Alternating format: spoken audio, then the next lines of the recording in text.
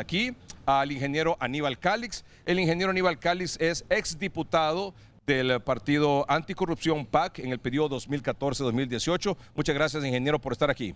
Edgardo, bienvenidos a todo el staff aquí a nuestra calurosa San Pedro Sula y esperamos obviamente poder compartir con ustedes. Un honor también estar con el señor Volosny acá y tratar de también dar un poquito de luz sobre este tema de la ley de justicia tributaria que es muy importante para el país. Muy bien, muchas gracias, ingeniero Aníbal Calix. Don Rubén Volosny, empresario aquí de la zona norte del país.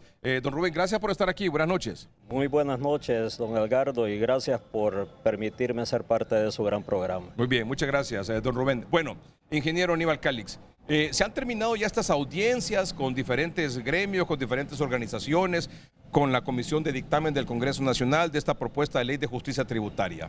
Creo que lo último es que entre mañana, lunes, martes y hasta el miércoles se podrán seguir escuchando algunas opiniones o podrán seguir enviando algunas observaciones los diferentes sectores, y a partir del, sería 25 de mayo, jueves próximo, ya comenzará la sesión de la Comisión de Dictamen para preparar la propuesta de ley y luego ser enviada a los diputados y para ser discutida.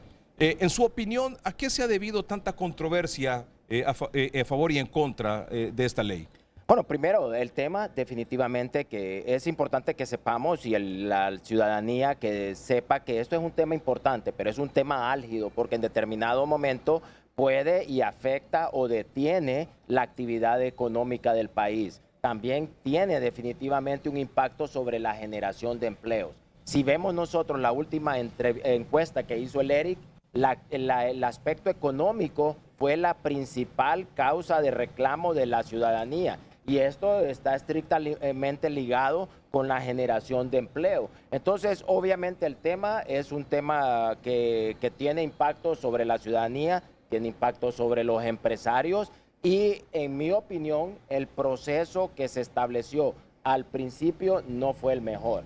En el sentido que el Congreso Nacional sí ha hecho una mejor labor de poder llamar a los diferentes sectores, escucharlos, pero al principio yo siento que desde el Poder Ejecutivo se salió mucho en cuestión de ataque, de señalamiento, y al final eso lo que hace es apartar más a los diferentes actores, y a esto ha pasado un poco la factura.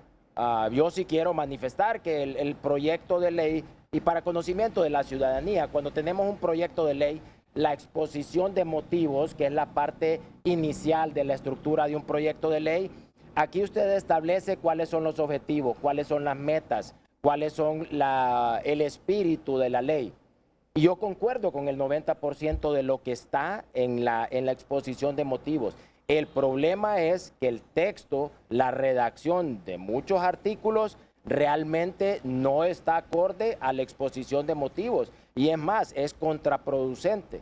Y en este caso yo quisiera mencionar, porque al hacer el análisis nos resalta la situación de la orden de compra de exenta que tiene el país. Un momentito, antes de que usted me puntualice dos, tres aspectos importantes a su criterio, o más que controversiales, polémicos con respecto a esta ley, usted dice, estoy en un 90% de acuerdo con la redacción de la exposición de motivos de esta ley, o sea, lo que motiva a hacer esta ley. Exactamente. Y en su opinión, ¿qué es eso? O sea, ¿qué motiva esta ley de justicia tributaria? El por qué necesitamos o no una ley de justicia tributaria. Bueno, porque perdón, ingeniero, claro. y don Rubén, porque yo no quisiera que esta noche aquí en el programa solo nos quedáramos, o que la impresión fuera de nuestros amables televidentes de que este es un problema de los grandes empresarios, del Consejo Hondureño de la Empresa Privada con el gobierno. O sea, usted dice, esto va a afectar directamente, va a beneficiar o va a afectar directamente a la población. O sea, no solo estamos hablando de que este es un pleito entre el COEP y el gobierno o las cámaras de comercio o ciertos gremios, sino que de qué manera le va a afectar al amable televidente que está viendo esta noche el programa.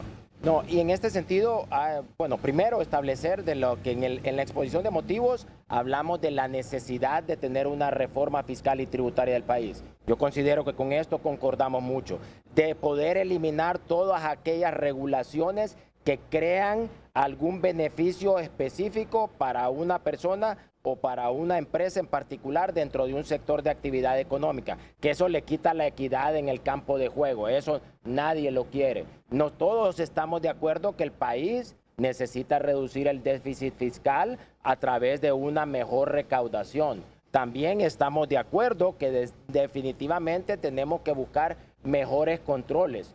Y más que todo estamos de acuerdo en lo que especifica la exposición de motivos en cuanto a atraer inversión, volver al país competitivo y luchar contra la corrupción. Eso, con todo esto, nosotros definitivamente que concordamos. Y usted decía otra cosa también, tiene un impacto sobre el tema del empleo. Yo he escuchado, por ejemplo, al vicepresidente del Congreso Nacional, el doctor Hugo Noé Pino, decir: esto no va a generar no va a perjudicar empleos, no va a hacer que empresas manden a la calle o despidan a miles y miles de sus trabajadores o de sus colaboradores. ¿Eso es así? Bueno, debemos en este punto ser específicos. Inmediatamente no va a haber una situación de pérdida de empleo. Inmediatos, a mediano, a largo plazo, sí lo va a haber. Y miren, en este sentido, la vida a mí, gracias a Dios, me dio la experiencia de ser empleado en el sector privado de una empresa del sector maquilador por 21 años. Pude ser funcionario y ahora estoy levantando mi empresa. Entonces, puedo ver, hay muchas veces los argumentos, los entiendo, pero también veo los sesgos. Y en este sentido, en el 2010, la empresa con la cual yo laboraba, cuando Nicaragua obtuvo los TPLs que se llamaban, que era un tratado preferencial, que podían importar tela de cualquier lugar del mundo, producirla en Nicaragua o costurarla en Nicaragua y enviarla a Estados Unidos sin impuestos, de los 1.300 empleados que nosotros teníamos aquí en San Pedro Sula, se movieron 1.000 empleos para allá. Y a mí me tocaba viajar cada 3 semanas a Nicaragua. Entonces sí existe un impacto cuando el país pierde competitividad. Sí existe un impacto cuando el vecino o nuestro competidor crea mejores condiciones. Entonces esto no podemos decir que no va a suceder. Sí. Don Rubén, ¿cuál es la preocupación que usted tiene como empresario aquí en San Pedro Sula, en diferentes áreas, y ahora que usted quiere incorporarse, por ejemplo, a inversión en el área del turismo? ¿Qué preocupación tiene al respecto? Bueno, nuestro proyecto es un emprendimiento familiar. Nació de la idea de mi hijo mayor, que su hobby es la jardinería. Y creamos este proyecto con giro turístico, en el cual hemos estado trabajando por los últimos año y medio. Y en estos momentos estamos en etapa de diseño arquitectónico. Resulta que el proyecto nace incentivado por los beneficios que brinda la Ley de Fomento al Turismo. La ley actual. La ley actual. Ley que con esta nueva ley se elimina los beneficios que la ley proporcionaba. Un momentito, ¿es así? Sí. ¿Sí? Se elimina el régimen. Definitivamente se elimina el régimen. O sea, es correcta la preocupación de don Rubén. Totalmente. Entonces, pero por otro lado, el gobierno promete asegurar que aquellos que ya gozan de este beneficio van a continuar gozándolo hasta su caducidad. Entonces, cuando usted hace los números, que si acaso me brindara beneficios la nueva ley al crear el RINDE, quedo en desventaja contra aquellos que gozan de los privilegios actuales. A la hora usted hacer números, el proyecto ya no da, los números no dan, no es rentable. Y entonces ahora cabe pensar muy bien si la inversión valdrá la pena o no. ¿Cuántos empleos más o menos ha considerado que tendría o que va a generar ese proyecto turístico? Bueno, como está pensado por etapas y como es un emprendimiento familiar, hemos hecho números que de 16 a 26 empleados para comenzar. Y de ahí en adelante depende de Dios si me da la facilidad y si la idea pues pega y genera beneficios. La ley actual genera incentivos para el sector turismo. Sí. Pero Pero esos incentivos desaparecen con esta nueva ley de justicia tributaria. Desaparece el régimen y él tendría que entrar dentro del régimen RINDE Nuevo. Y la situación también de ese régimen es que está basado, los beneficios están basados y enlazados a la cantidad de empleos generados. Entonces, esta es una situación que en mi opinión no es realmente un beneficio para alguien que viene comenzando o alguien que va en el sector de tecnología, porque esos no son sectores de actividad económica o más cuando usted está comenzando una empresa con los cuales van a comenzar con 100, 200 empleos. O sea, es válida la preocupación de don Rubén. O sea, estoy en stand-by, dice, con ese emprendimiento. Totalmente válido, y creo que lo más importante que se menciona es que van a haber personas que sí van a tener los beneficios del régimen anterior, que van a estar compitiendo contra él, que no necesariamente los va a tener. Es un problema para cualquier actividad económica. Es correcto, esa es la percepción que tenemos de la nueva ley y de los pocos beneficios que contrae en comparación con la ley de fomento al turismo actual.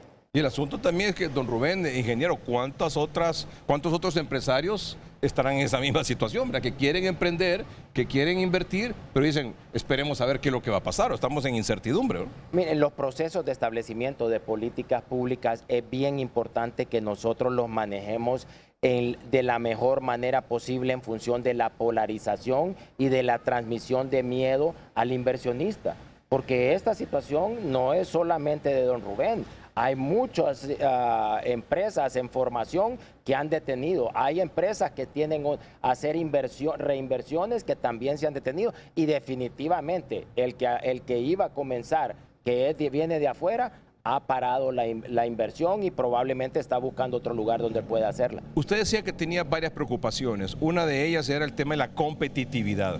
Definitivamente. Miren, así como está planteada esta ley de justicia tributaria, ¿Honduras pierde competitividad contra otros países para atracción de inversión extranjera? En mi opinión, sí. Y le voy a dar un ejemplo específico. Con la orden de compra exenta. La orden de compra exenta es un proceso en el cual usted no paga el impuesto sobre venta, sino que usted se introduce en una plataforma, le genera un documento que ese le da a usted a su proveedor y el proveedor con eso le puede hacer una factura que no lleve el impuesto sobre venta. Esto lo tienen las empresas que están exentas, ejemplo, el sector maquilador.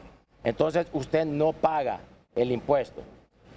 El argumento del Estado y del gobierno es que somos el único país de Latinoamérica que tiene este procedimiento, que es un procedimiento atractivo para el inversionista porque usted no tiene que sacarse el dinero y no le afecta su flujo de caja. Entonces, en vez de nosotros decir, nosotros somos el único que no lo tenemos y lo eliminamos, deberíamos de utilizarlo como promoción. Porque cuando usted comienza una empresa o genera o elabora un producto o un servicio, o usted es el primero, o usted es diferente, o usted es el mejor.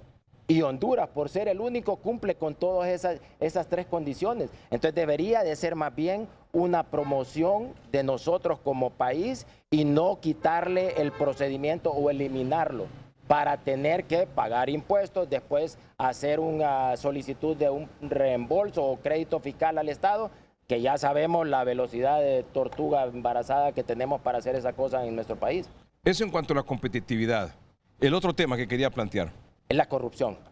Y utilicemos este mismo ejemplo de la orden de compra exenta. Cuando hay un pago de parte del Estado o una devolución, y esto la gente que ha tenido trabajo, ha sido proveedor del Estado, lo conoce muy bien. Y nosotros hicimos este análisis cuando estábamos con el PAC. Yo me inventé hasta porque la gente a veces no conocía mucho los conceptos de corrupción, y creamos una unidad de investigación, le llamamos nosotros, de corrupción.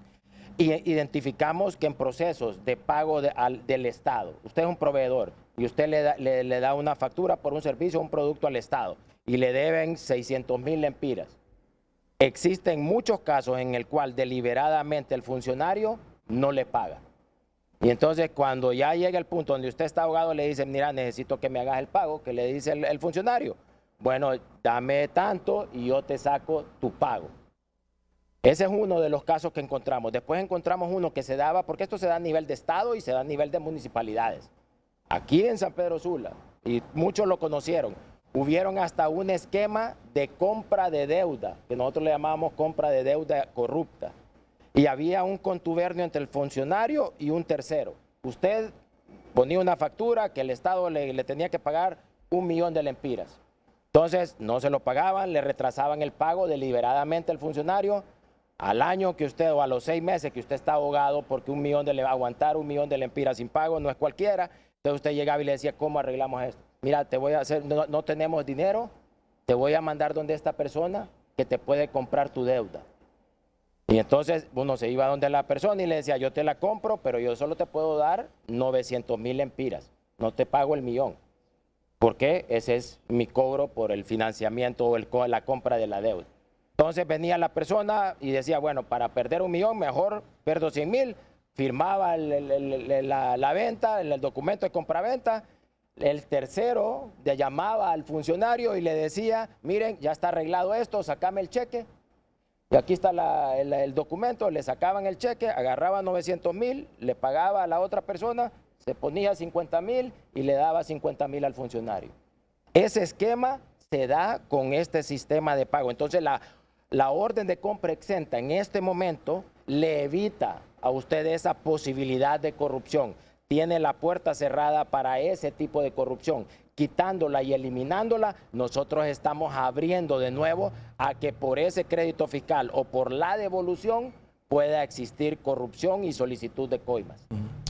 Bueno, ha terminado ya este proceso de socialización. ¿Qué esperaría usted, don Rubén, una vez que esto pase al Congreso Nacional ya para la discusión de los 128 diputados? Bueno, se habla de reformas y se habla de revisiones a cómo fue planteada la ley originalmente, así que nosotros estamos a la expectativa de cómo se va a presentar eso al final de todo esto.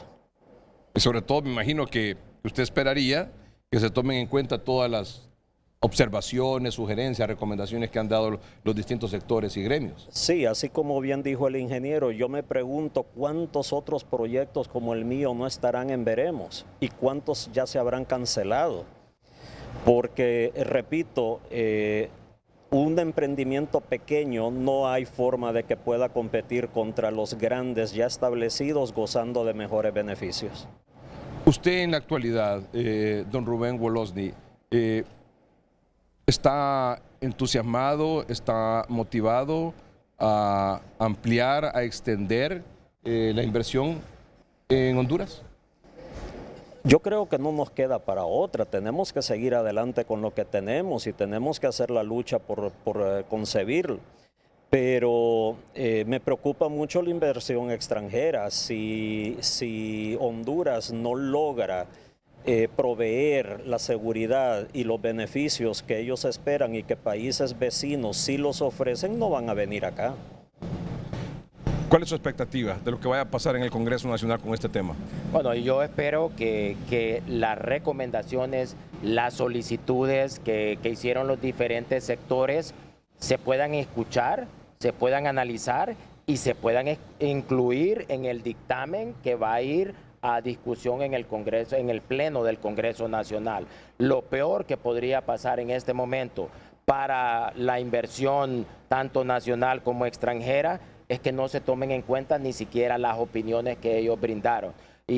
Porque al final, algo que tenemos que tener claro, Edgardo y toda la ciudadanía, que las políticas públicas, la vida de la política pública es inversamente proporcional a la polarización con que se aprueban. ¿Qué quiere decir esto? Que si hay una polarización grande, la vida de esa política pública baja y viceversa.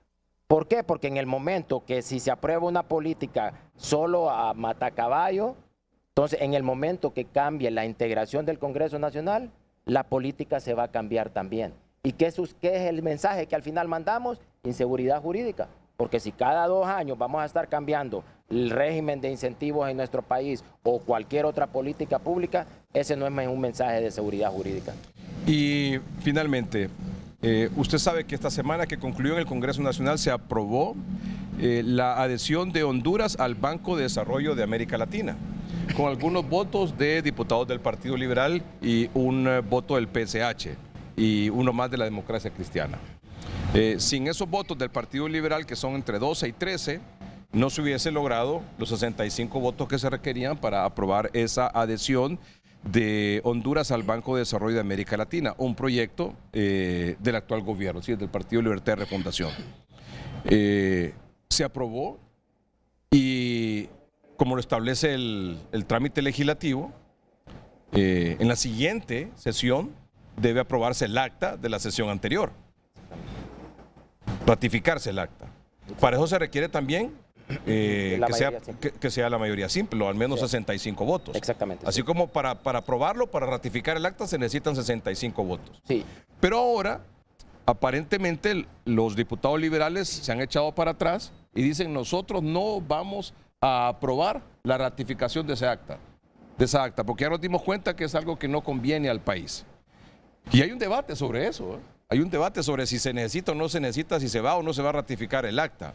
Para el gobierno, con esa aprobación, sin necesidad de haber sido ratificada el acta, eso ya es cosa juzgada. ¿Es así, ingeniero?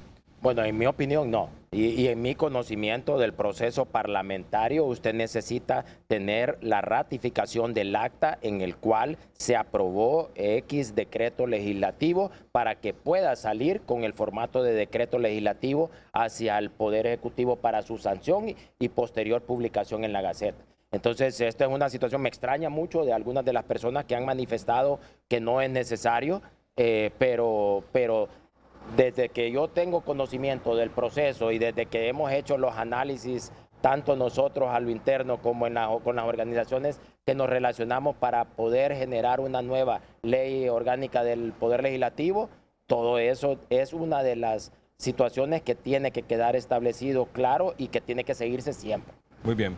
Ingeniero, muchas gracias por participar esta noche en el programa. Le agradezco mucho. Es el ingeniero Aníbal Calix, exdiputado del PAC, periodo 2014-2018. Una anécdota nada más, que a usted todo el mundo lo conoce como el abogado Calix. Yo considero que, bueno, de haber estado en el Congreso Nacional, creo que de empujar mucho la palabra el imperio de la ley, pero lo que voy a hacer es regresar y voy a ver si estudio y saco el título ya para no estar aclarando. Muy bien, muchas gracias.